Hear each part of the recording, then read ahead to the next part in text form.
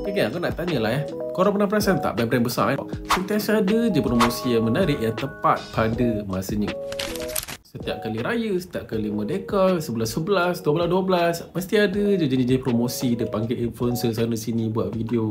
Dan bukan mereka saja, banyak juga actually big brands yang kat luar sana buat benda yang sama. Dan yang lagi best, ini bukan kebetulan tau. Mereka dah plan semua kempen marketing itu jauh lebih awal. Sebab itulah mereka boleh sentiasa relevan.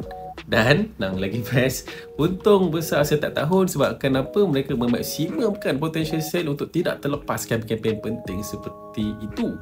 Alright, and good news, kalau diorang boleh buat, kita pun sebenarnya boleh buat juga. So apa yang anda perlukan sekarang ni hanyalah strategi, perlu tahu apa nak kena buat step by step dengan betul.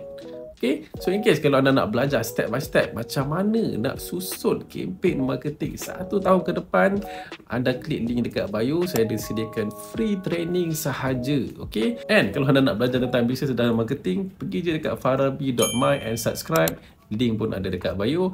Assalamualaikum dan salam sejahtera.